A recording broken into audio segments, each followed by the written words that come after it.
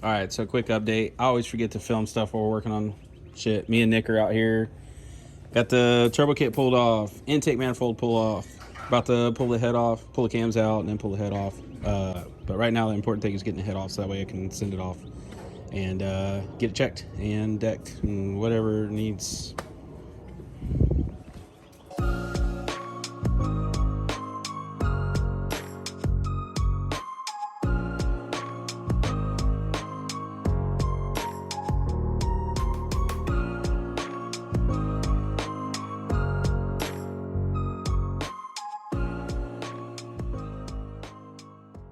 All right, so we got the head off. This shit sucks. Everything seems to be relatively healthy. I don't know, there's one spot that's questionable on the head gasket, but other than that, I don't know, whatever. New studs, new gasket. We got the head off. I'm gonna take it to the machine shop, get it all checked out. We got new 4-piston 625 studs coming for all the extra clamp force. I'm actually gonna buy an Iski brand O-ring groove tool. Yeah. And we're actually gonna O-ring it. I hope I do it good. Just so we don't have this issue anymore. I don't wanna put it all back together and then have to put it all back apart because it pushed again. So that's the only reason why I'm getting rid of the ARP studs. I don't know, I think that's it. Look at this poor thing. One eternity later. So I just got a package. I cut the tape, but I haven't opened it yet. These are the studs that I ordered. So these are supposed to be the baddest of the bad when it comes to K-Series head studs. These aren't the L19s. These are the 625 pluses. You're supposed to be able to touch these, I believe. Yeah, all individually packed. Honestly, it doesn't look like it even came with a sticker, which is kind of disappointing. But whatever. So this is the other thing I've been waiting on. Iski Groovomatic O-ring tool. This is what it looks like. Even comes with wire. But basically, this sits in the cylinder. You make all your adjustments on how it's gonna sit in there, and center, and your cut diameter, and your depth. And then you put both these handles on the sides here, and you twist it, and it cuts. Well, I guess we'll learn together on how to do this. All right, so I've already been kind of tinkering with this just so I can learn how to use it myself. I haven't cut anything, so basically from what I gathered, the way you set up, oh, well, I guess I should show the tool. So this is the tool. You want to put your head gasket on first, make sure your dowels are in so that way it aligns everything. And that's how you're gonna know like where to cut as far as like the diameter. So I just put it in one of these. I'm not setting the cutter depth or anything. I'm literally just, once you put it in there, you can kind of loosen this and adjust this out, and that sets your diameter. But basically you want to cut right where this fire ring is. That groove that goes around, that's the fire ring on the head gasket. So basically what you want to do is get right in the center of that. So I eyeballed it the best I could, adjusted it out, and it's right in the center of that from what I can see. Lock this down, and that sets your diameter. But the way you center this in the bore, because these things move in and out, but these dowels sit on top of the cylinder. So what you'll do is once you put it in, you'll tighten this, and it basically pushes them out, and it centers it into the bore.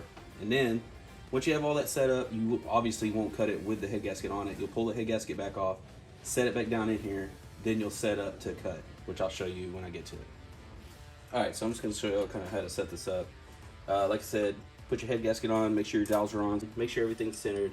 Like I said, this loosens everything up. Drop this down into your cylinder like so, and then you're gonna kind of snug it up. Make sure your cutter is raised up so that way it's not touching the gasket, so it doesn't gnar anything up. And you don't want to put a whole lot of pressure on this and dent your gasket or anything. You'll snug it up enough to where you don't have any play. Just kind of, because you want to be able to turn this. This is where you want to set your diameter. So right here on the fire ring, you want it to be, this blade to be right in the center of it. And I'll give you a better look at that. All right, so let's see if we can make this work. So this is snugged up. When you turn it around here, you should be able to see that blade right in the center. of that fire ring right there on the head gasket. If you can't see it that well, it helps if you have some light. Oh yeah. So that looks pretty good to me. I'll just make sure this is locked down, which I think I already did. You don't want that moving. But hopefully y'all can see. It's a little hard to see. It starts, and the more you look at it, the more it starts playing with your mind. So now that you got that set up, loosen that a little bit, pull your tool out, and then you're gonna pull your head gasket off. So now, when you set this back in, so you snug that up, should be able to turn it, but you don't want it to move around. Your diameter should be set, so now to set the depth of the cut. According to the instructions that it came with, it's coming with a 40 thousandths copper wire. So they tell you to do your first rough cut at 25 thousandths. So the way you set the depth is you'll actually take a 25 thousandths feeler gauge and you're gonna cut it into 4 pieces, and then you'll put them under each one of these little pegs. So you see right here, 25 thousandths feeler gauge, cut in 4 pieces. So you're gonna take one of these each and set them underneath these little pegs. All right, so now that you have your feeler gauges in there, your tool's tightened up, this is where you set your tool depth. So since it's raised up 25 thou, once you drop the blade, and just let it touch and tighten it back into place. Make sure you snug it up because you don't want this thing moving and it breaking and then kind of SOL.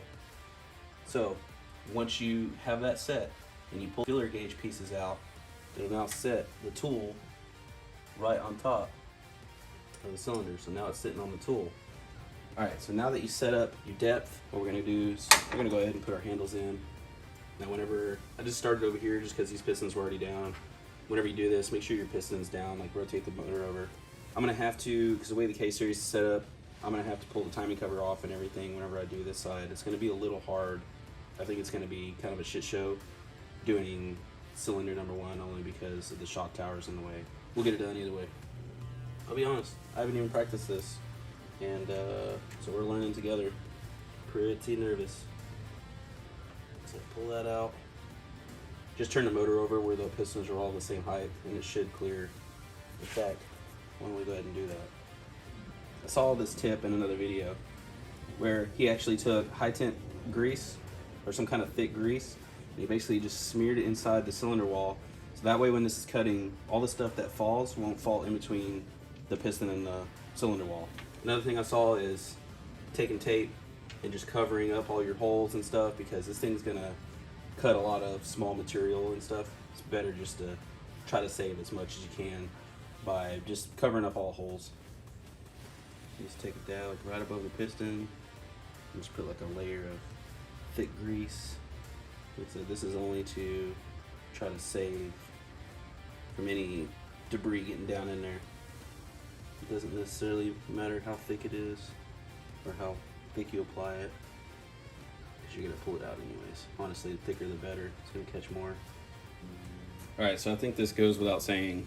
Make sure you double, triple check all your measurements or whatever. I know it's not precise measurements, but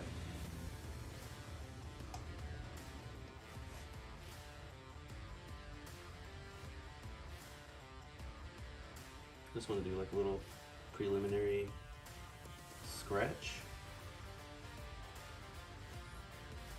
Just kind of see where it's going to cut it at. Alright, so just to be safe, I'm going to put my head gasket back on. God damn it, just do it already. This fucking kid, oh my god. I'm going to reset up just because I want to be sure. Because once you do this, this is permanent. Unless you have your motor sleeved. Which, if you don't know, this motor's not sleeved. This is actually a CSS block.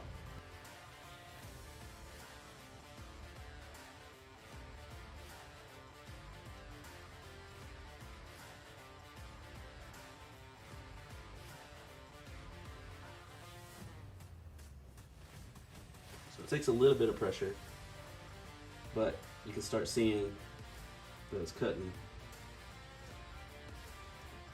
See that little light color right there? That's where your groove's gonna be.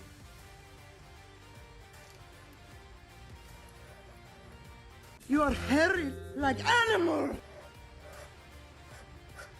Well, this is gonna take a while. I'm not gonna make you watch the whole thing. So I'll pick it up when I get my rough cut done. All right, so I just wanted to show y'all real quick. There's my rough cut. So once you spin it around and it stops cutting, I've taken my shop vac over here and it's kind of vacuumed up around it. But once it stops cutting, once you go around a few times, then you know it's at that depth and it's sitting on top of these dowels. Next up is going to be setting up for the finishing cut. All right, so I went ahead and set it up the same way I did with the 25 thousandths shim. I did with the 5 thousandths to do my finish cut. So basically you do it the same way. Put your 5 thousandths shim underneath each little peg, and then you'll loosen up your blade and drop it down in there into the groove, and then you'll pull your shims out and do your finish cut. And I already did mine. You can see I actually went ahead and vacuumed up all the shavings that were inside the groove and cleaned the groove, put the tool back in and made one last pass just to make sure it wasn't going to cut anything else. But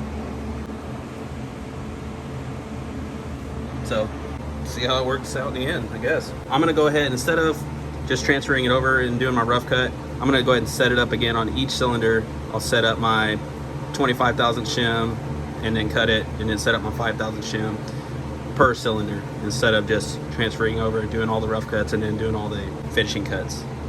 Just kind of update, these 2 cylinders are already done.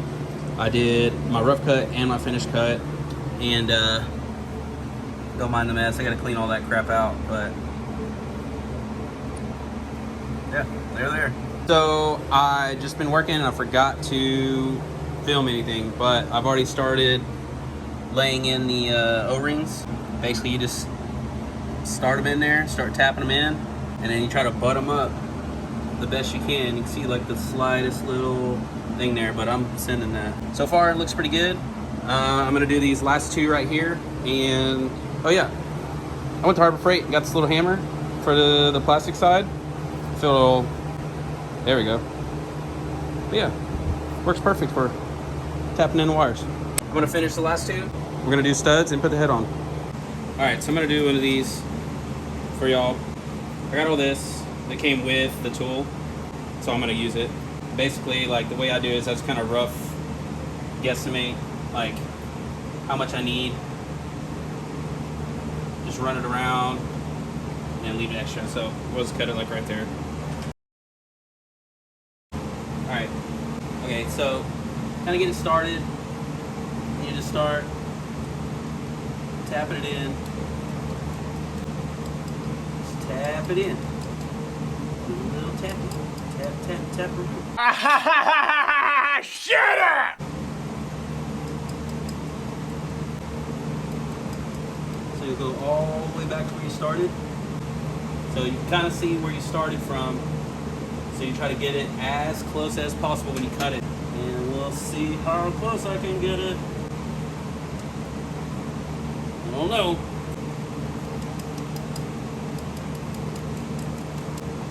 Maybe we're gonna have to file that one.